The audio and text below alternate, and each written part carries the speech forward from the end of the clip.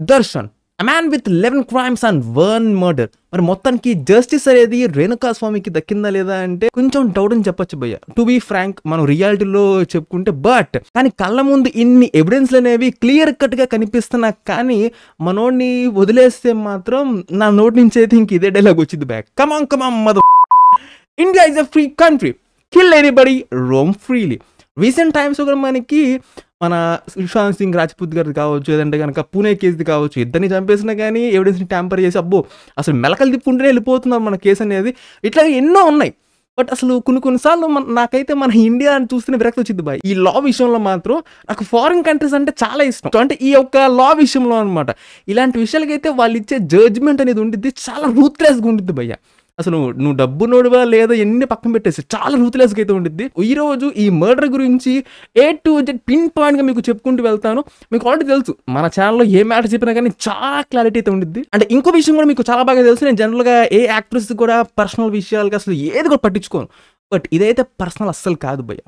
అసలు మనోడు చేసిన ఆ ఇమేజెస్ అయితే literally after very huge long gap తర్వాత ఇలాంటివి చూసాను అనమాట. అంటే అంత క్రూయాలిటీ అనేది. మనం బిగిన్ నుంచి స్టార్ట్ చేద్దాం. మన దర్శన్ తన రిలేటివ్స్లో ఒక అమ్మాయి అయిన విజయలక్ష్మి గారిని అయితే పెళ్లి చేసుకున్నాను అనమాట ఇన్ 2003. వాళ్ళకు ఒక అబ్బాయి కూడా ఉన్నాడు. At the same time on the other side మన పవిత్ర గౌడ, తనకి మ్యారేజ్ అయిపోయింది. అట్ ది సేమ్ టైం తనకు ఒక కూతురు కూడా ఉంది. At the same time divorce కూడా అయిపోయింది అనమాట. At one point of time ఇంక వీళ్ళిద్దరు ఇంకా రిలేషన్లో అయితే మన దర్శన్ అండ్ ఆల్సో మన పవిత్ర గౌడ వీళ్ళిద్దరు కూడా ఇంకా లివ్ ఇన్ రిలేషన్లో అయితే ఉన్నారనమాట. అఫైర్ మెయింటైన్ చేస్తూ ఉన్నారు. అది కూడా మన దర్శన్ బెటర్ హాఫ్ అయిన విజయలక్ష్మి గారికి డివోర్స్ ఇవ్వకుండా ఇది నడుపుతూ ఉన్నాడు. 2013 నుంచి మనకి ఈ రిలేషన్ అనేది అలా వెళ్తూ ఉందనమాట. At one point of time మన పవిత్ర గౌడ అయితే ఇన్స్టాగ్రామ్లో ఫొటోస్ అయితే అప్లోడ్ చేసింది, అంటే మన దర్శన్తో ఉన్నవి. ఆ ఫొటోస్ చూసిన ఫ్యాన్స్ అండ్ ఆడియన్స్ అందరూ కూడా బాగా నెగిటివ్ కామెంట్స్ పెట్టేసి కొంచెం అంత నెగిటివ్ ఫీడ్బ్యాక్ వచ్చేసరికి ఆ ఫొటోస్ అయితే తను డిలీట్ చేసింది అనమాట. అండ్ ఈ సంవత్సరం January 24th అయితే మళ్ళీ సోషల్ మీడియా ప్లాట్ఫామ్లో ఫొటోస్ని అయితే అప్లోడ్ చేసి దర్శన్తో ఉన్నవి కింద క్యాప్షన్ కూడా 10 years రిలేషన్షిప్ అని చెప్పేసి మెయింటైన్ చేసింది భయ్య. ఇక్కడ మనకి ద ఫస్ట్ ఫైర్ అనేది స్టార్ట్ అయింది.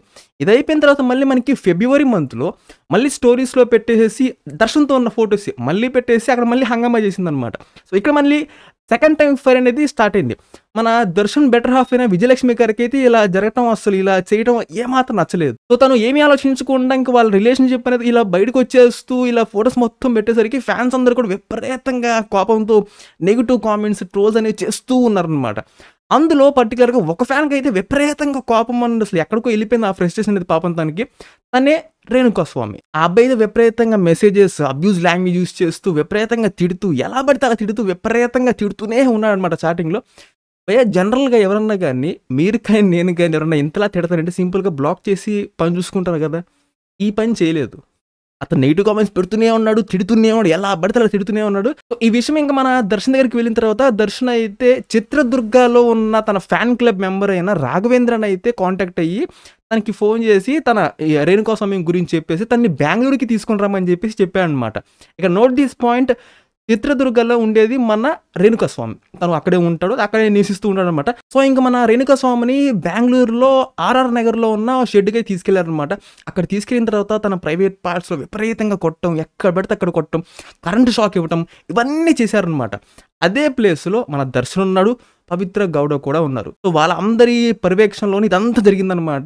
సో అలాగే మనకి అక్కడ తన్ని చంపేసేశారు. అండ్ తర్వాత మనకి రేణుస్వామి డెడ్ బాడీ అనేది బెంగళూరులో ఉన్న ఒక ఫ్లైఓవర్ కింద అయితే మనకి దొరికిందనమాట. కొంచెం ఆ వాటర్కి సరౌండింగ్స్ దగ్గరలో మనకి ఒక ఇయర్ కూడా లేదు. అండ్ తన ప్రైవేట్ పార్ట్స్ కూడా విపరీతంగా డ్యామేజ్ అయితే అయ్యాయి. అండ్ లేటర్ మనకి పోస్ట్ మార్టం రిపోర్ట్ వచ్చిన తర్వాత ఆ రిపోర్ట్లో మనకి పవిత్ర గౌడ కూడా అక్కడే ఉన్నారని చెప్పేసి మనకి చెప్పారనమాట. అండ్ మనకి అటాప్సీ రిపోర్ట్లో రేణుకా స్వామి చనిపోయింది కరెంట్ షాక్ వల్ల అండ్ ఆల్సో విపరీతంగా తన ప్రైవేట్ పార్ట్స్కి డ్యామేజ్ చేయడం వల్ల చనిపోయారని చెప్పేసి మెన్షన్ చేశారు. అండ్ ఈ విషయం మనకి బయటికి రాగానే కామాక్షిపల్లి పోలీస్ స్టేషన్లో రాఘవేంద్ర, నిఖిల్ నాయక్, మూర్తి అండ్ ఆల్సో మనకి కార్తిక్ కూడా వీళ్ళందరూ కూడా సరెండర్ అయ్యారనమాట. ఇదేంటి హఠాత్తుగా అసలు తను ఉండేది అంటే మన రేణుకా స్వామి ఉండేదేమో చిత్రదుర్గ దగ్గర, కానీ బెంగళూరులో చంపేసి అసలు అక్కడ హంగామా అంతే ఎందుకు జరిగింది, అసలు సడన్గా వీళ్ళు ఇలా వచ్చి ఎందుకు లొంగిపోతుందని చెప్పేసి డౌట్ అయితే వచ్చిందనమాట. వాళ్ళేమో అప్పులు మనీ మ్యాటర్స్ వల్ల చంపేసాం అని చెప్పారు.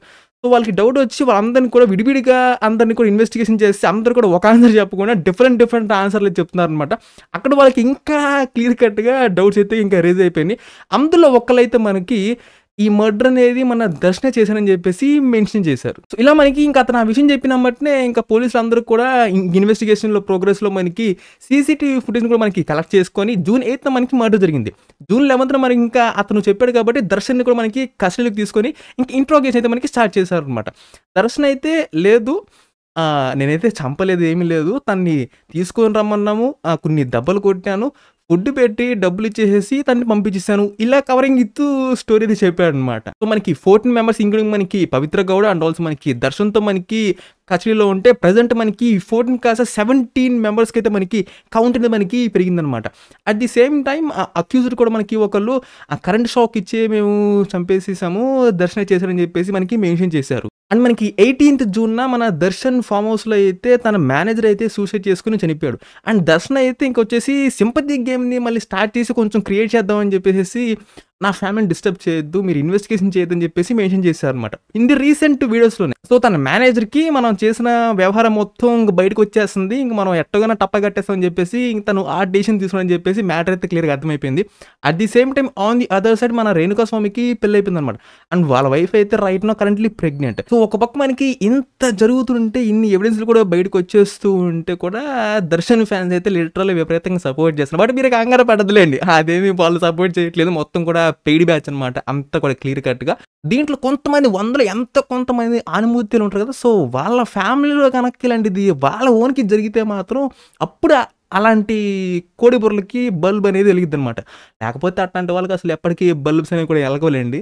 ఇదే కాదు మన దర్శన్‌కి ఇది మాత్రమే కాదు, పాస్ట్‌లో కూడా ఎన్నో క్రైమ్స్ అయితే ఉన్నాయన్నమాట. And he is also a short tempered person. మీకు వన్ బై వన్ చెప్పుకుంటూ వెళ్ళిపోతాం మొత్తం 11 కూడా. ఈ టైం నుంచి ఈ టైం దాకా మీకు ఈ 11 క్రైమ్స్ చెప్తాను. కొంతమందికి వామ్మో ఏంటి ఇన్ని ఉన్నాయని చెప్పి షాక్ అవుతారు. ఒకవేళ మీకు ఇంతది చూడబుద్ధి కాకపోతే డైరెక్ట్‌గా మీరు ఈ టైంకి మీరు షిఫ్ట్ అయిపోవచ్చు. అక్కడి నుంచి మనం ప్రెజెంట్‌ది మనం వెళ్ళిపోదాం. నంబర్ 1 దర్శన్ వైఫ్ అయిన విజయలక్ష్మి గారు 2011లో డొమెస్టిక్ వైలెన్స్ కింద దర్శన్ మీద కేసు అయితే రిపోర్ట్ చేసిందనమాట. యాక్ట్రెస్ నిఖితాతో అఫైర్ పెట్టుకోవడం చెప్పేసి కొట్టాడు, తిట్టాడు, అబ్యూజ్ చేశాడు, వల్గర్ లాంగ్వేజ్ కూడా మాట్లాడాడు, ఆడియో కూడా మనకి లీక్ అయిందనమాట, గంతు కూడా బెదిరించాడు అని చెప్పేసి. సో దానివల్ల మన దర్శన్ అయితే దాదాపుగా 14 డేస్ పాటు జ్యుడిషియల్ కస్టడీలో కూడా ఉన్నాడు. అండ్ 2016లో మనకి ఆడియో క్లిప్ కూడా మనకి లీక్ అయింది. అబ్యూజ్ చేస్తున్నట్టు తన వైఫ్ అబ్యూజ్ చేసి విపరీతంగా వల్గర్ లాంగ్వేజ్ తిడుతున్నట్టు. అట్ ది సేమ్ టైం తన అపార్ట్మెంట్లో ఉన్న వాచ్మెన్ కూడా కొట్టాడని చెప్పేసి న్యూస్ కూడా మనకి బయటకు వచ్చింది. సో మనకి ఈ విషయంలో శాండిల్వుడ్ ప్రొడ్యూసర్స్ అయితే ఒక 3 years పాటు అయితే నిఖితాని అయితే మనకి బ్యాన్ చేశారనమాట. Number 2 passing comments on Kichcha Sudeep గారు. నా సినిమా మ్యాజెస్టిక్ సుదీప్‌కి వెళ్తే డేట్స్ లేక నన్ను రికమెండ్ చేశాడు అని చెప్పడం నాకు నచ్చలేదు. But that's reality.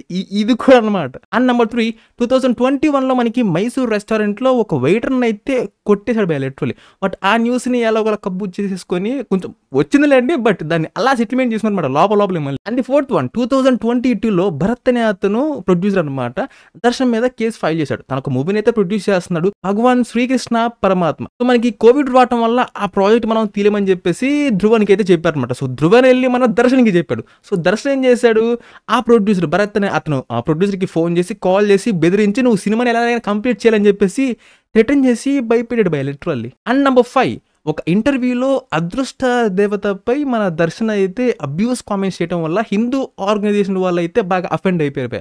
సో ఇది కూడా మనకి రన్ అయింది. అండ్ ది 6th వన్ 2023లో మన దర్శన్ ఆ ఫారెస్ట్ లో మనకి తనకి ఫార్మస్ అయితే ఉందన్నమాట. సో అక్కడ పోలీసులు రైడ్ చేస్తే 4 birds అయితే పట్టుకున్నారు అనమాట. సో ఆ 4 birds అనేవి పెంచుకోవటం ఇల్లీగల్ అని చెప్పేసి అలా కూడా మనకి కేసు ఫైల్ చేస్తారు. అట్ ది సేమ్ టైం అదే ఫార్మ్ హౌస్ లో కొన్ని రేప్ కేసులు కూడా జరిగినాయని చెప్పేసి ఆ న్యూస్ కూడా బయటకు వచ్చినాయి భయ్య. నెంబర్ 7 నవంబర్ 2023లో మన దర్శన్ అయితే తన నైబర్స్తో గొడవ అయితే పెట్టుకున్నాడు అనమాట. సో ఆ గొడవలో భాగంగా తన దగ్గరున్న డాగ్స్ అయితే వాళ్ళ మీదకి విసిరాడు అటాక్కి. ఐపీసీ సెక్షన్ 289 కింద మనకి అక్కడ కూడా మనకి కేసు ఫైల్ చేశారు. అసలు ఇన్ని జరుగుతున్నా కానీ మనడు మాత్రం విపరీతంగా ఇంతక మొదట్లో చెప్పా కదా ఒక డైలాగ్ మీకు, come on India is a free country, kill anybody, roam freely. నువ్వు ఏదైనా చేసుకో, ఏ తప్పైనా చెయ్యి, రోమ్ ఫ్రీలీ అన్నట్టు జరుగుతుంది మన విషయంలో. అండ్ నెంబర్ 8 షూటింగ్ స్పాట్లో కో ఆర్టిస్టుల్ని కొట్టినందుకు వాళ్ళందరూ కూడా స్ట్రైక్ అయితే చేశారనమాట, తన్ని బ్యాన్ చేయమని చెప్పేసి. అండ్ నెంబర్ 9 ఉమాపతి గౌడ అనే ఒక ప్రొడ్యూసర్ అనమాట. సో, పర్సనల్ మ్యాటర్స్‌లో కొంచెం కొంచెం క్లోజ్‌గా ఉన్నప్పుడు మన దర్శన్‌తో ప్రాపర్టీస్ ఇష్యూస్‌లో తనకి గన్ చూపించి మరీ బెదిరించాడనమాట. అండ్ మొత్తానికైతే లాస్ట్‌కి వచ్చేసాం. ఇంకా 2 మాత్రమే ఉన్నాయి. నంబర్ 10 మన దర్శన్ అయితే మన మీడియానైతే విపరీతంగా అబ్యూస్ కామెంట్స్ అయితే చేశాడనమాట. సో, అందుకని చెప్పేసి వాళ్ళు 2 ఇయర్స్ పాటు బ్యాన్ చేస్తే మన దర్శన్ అయితే వాళ్ళకి అపాలజీ లెటర్ అయితే రాసి సెండ్ కూడా చేశాడు. And last but not least number 11 అనమాట. సో, మన దర్శన్ అయితే ఒక కార్ యాక్సిడెంట్ అయితే జరిగిందనమాట. అంటే వేరే వాళ్ళకి కాదు, ఇతనికే కార్ యాక్సిడెంట్ అనేది జరిగింది. సో, దాంట్లో ఉన్న వాళ్ళకి కూడా కొంచెం ఇంజురీస్ అయితే జరిగినాయి. కానీ హఠాత్తుగా మాయమైపోయింది ఈ కేసు మీద. హఠాత్తుగా జస్ట్ లైక్ దట్ వ్యానిష్ అయిపోయిందనమాట అంతే. అసలు ఏమీ జరగనట్టు అంతటితో వ్యానిష్ అయిపోయింది లిటరల్లీ. ఇవి మొత్తానికి 11 అనమాట. అంటే అందులో కిచ్చా సుదీప్ గారి అయితే కేసు కానీ అక్కడ దాకా అయితే వెళ్ళలేదు. కానీ సో 10 అనేది మీరు రౌండ్ ఫిగర్ చేసుకోవచ్చు. 11 అనేది అతను చేసింది కూడా మీకు చెప్తాను. సో ఫైనల్గా చెప్పేందంటే ఇలాంటి ఒక హ్యూజ్ బాంబ్ అనేది సడన్ గా జరిగినప్పుడు ఆ వ్యక్తికి, అంటే మనకి ఇలాంటి ఒక మర్డర్ కేసు అనేది ఓపెన్ అయినప్పుడు తనే చేశాడని చెప్పేసి మనకి తను పాస్ట్లో చేసినవి అన్ని కూడా మనం కలిపేసి ఒక స్ట్రాంగ్ కేసుని కూడా మనం బిల్డ్ చేయొచ్చు అనమాట దాని మీదకి. పోలీస్ ఇన్వెస్టిగేషన్ లో రిపోర్ట్స్ అనేవి కూడా అంత స్పష్టంగా క్లియర్ గా అయితే ఉన్నాయి. సీసీటీవీ ఫుటేజెస్ ఉన్నాయి. రిపోర్ట్ లో మనకి రేణుకా స్వామి, పవిత్ర గౌడ్ అండ్ ఆల్సో దర్శన్ అందరూ కూడా ఒకే చోట ఉన్నట్టు కూడా మనకి రివీల్ చేశారు. మన రేణుకా స్వామిది గోల్డ్ రింగ్ అండ్ ఆల్సో మనకి చైన్ అనేది మన రాఘవేంద్ర రెసిడెన్స్ వాళ్ళ ప్లేస్ అయితే మనకి దొరికింది అనమాట. అట్ ది సేమ్ టైం పోలీసులు ఇన్వెస్టిగేషన్ చేసేటప్పుడు ఆ షెడ్కి తీసుకెళ్లారు కదా, తను అక్కడే కొట్టేసి చంపేశారు. అక్కడ ఏవైతే వాళ్ళు యూజ్ చేశారో ఆ కర్రలు కావచ్చు, స్టీల్ రాడ్స్ కావచ్చు, అవన్నీ కూడా పోలీసులు రికవరీ చేస్తున్నారు. ఇంక్లూడింగ్ మనకి hair and also blood samples కూడా. అండ్ వాళ్ళు ఏదైతే కార్లో మనకి డెడ్ బాడీని తీసుకెళ్లారో ఆ విజువల్స్ కూడా మనకి దొరికినాయి. అండ్ ఆల్సో మనకి అందరికి కూడా కాల్ రికార్డ్స్ మొత్తాన్ని కూడా మనకి బయట తీస్తారు. అండ్ మన దర్శన్ అయితే 30 నుంచి 40 lakh రూపీస్ అయితే ఈ మొత్తాన్ని కూడా కవర్ చేయడానికి బయట తీసినప్పుడు ఆ విషయాలు కూడా మనకి బయటకు వచ్చేసినాయి భయ. అండ్ ఆల్సో ఎవరైతే సరెండర్ అయ్యారో మొదలు మీకు మెన్షన్ చేస్తారు కదా పాయింట్ అనేది, సరెండర్ అయిన వాళ్ళు స్టేట్మెంట్ లో కూడా మెన్షన్ చేసిన పాయింట్ మన దర్శన్ అడ్వైస్ చేసి చెప్పాడు కాబట్టి మేము లొంగిపోయామని చెప్పారనమాట. సో వాల్స్ అయితే రైట్ నో కరెంట్లీ అన్ని వైపుల నుంచి కూడా మనకి క్లోజ్ అయి కూర్చున్నాయి అనమాట. భయ ఇన్ని ఎవిడెన్స్లు కానీ పాయింట్లు కానీ లొంగిపోయిన వాళ్ళు కానీ ఇన్ని మొత్తం కూడా ఇంత పిన్ పాయింట్ క్లియర్గా ఉన్నప్పుడు కూడా జడ్జిమెంట్ అనేది రేణుకా స్వామికి న్యాయం జరగకపోతే మాత్రం కమాన్ ఇంకా అదే అనమాట, ఇంకేముంది ఇంకా. బట్ ఎప్పట్లాగే ఎవిడెన్స్ని ట్యాంపర్ చేసి నేను మంచి బాలుడిని ఏమీ లేదు వేరే వాళ్ళ మీద చేసినా కానీ ఆశ్చర్యపోవక్కర్లేదు. సో పిచ్చ కామెడీగా ఇప్పుడు దాకా మీకు చెప్పిన 10 crimes అన్నిటిలాగే అన్నీ మేనేజ్ చేసుకుంటా ఇంకా పేమెంట్ ఇచ్చేసుకుని కవరప్ చేసుకుని బయటకు వచ్చాడంటే మొదట్లో చెప్పిండు ఇలాగే. ఇంకా మన ఇండియా వేస్ట్ భయ అంతే, లా విషయంలో పరమ waste. Well that is the pin point clarity on Darshan murder case on మన రేణుకా స్వామి గారిది. సో చూద్దాం జస్టిస్ అనేది వస్తుందో లేదో. Hope man it should come. లేకపోతే మాత్రం ఇంకా ప్రతి ఒక్కరికి ఒక ధైర్యం వచ్చింది. ఇంకా విపరీతంగా మనీ ఉంటే చాలు ఇంకా అంటే ఇప్పుడు దాకా అనేది ఒక లిమిట్ దాకే ఉండిద్ది అనమాట. కొంచెం భయపడుతూ ఇంత ఓపెన్గా ఇన్ని ఎవిడెన్స్లు కూడా ఉన్నా కానీ ఫ్రీగా బయటకు వచ్చేస్తే ఆ ధైర్యం ఇంకో అది వేరే లెవెల్లో ఉండిద్ది అనమాట. Hope judgement should be ruthless and న్యాయం జరగాలని కోరుకుందాం అంతే మ్యాన్.